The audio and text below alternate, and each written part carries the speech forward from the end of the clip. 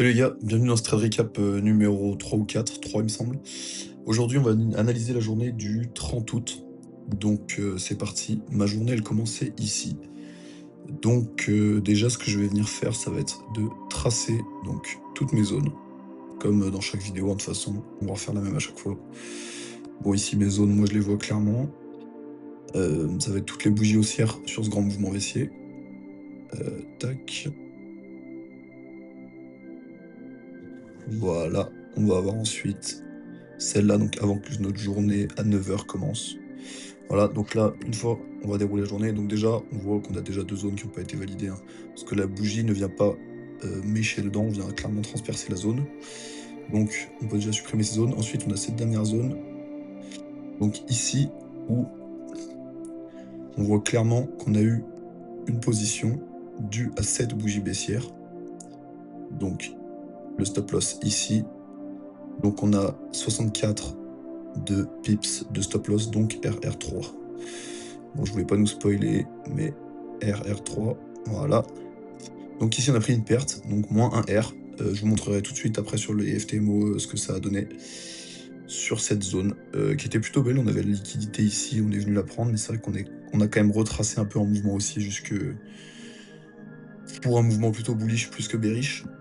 Donc voilà, donc ça c'était déjà le premier trade qu'on peut... Donc on a pris moins un R sur cette journée. Et ensuite, une deuxième zone juste là qui était assez belle. On est venu mécher vraiment dans notre zone, que j'ai pris au niveau de la bougie baissière, à la clôture de la bougie baissière.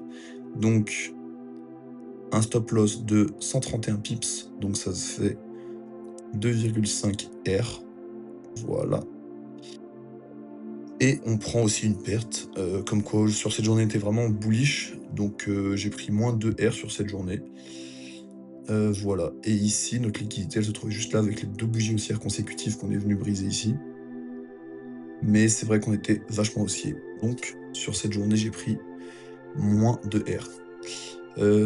Là, on passe tout de suite sur le compte FTMO. En ce moment, je fais un challenge 100K sur FTMO, donc je suis à 102 185 $. On voit que j'ai commencé par une belle phase de drawdown avec 4 pertes d'affilée et un BE ici. Ensuite, je suis remonté en deux trades, un trade gagnant, un BE, un trade gagnant.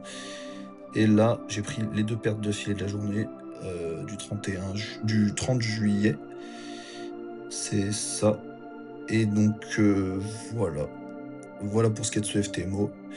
Les jours de trading, j'en ai déjà 9, donc ça c'est bon. 71 de score de discipline, c'est très bien.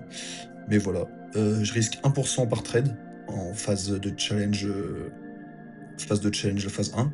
Et en phase 2, je risque aussi 1% par trade. Et après, une fois que je suis financé, je risque 0,5% par trade. Donc sur un compte à 100K, 500 $. Ça fait que pour atteindre le drawdown maximum total, donc qui est 10%, ça me fait 20 pertes consécutives, ce qui est quand même assez compliqué. Et voilà pour cette vidéo. Et à la prochaine pour le prochain trade recap, les gars.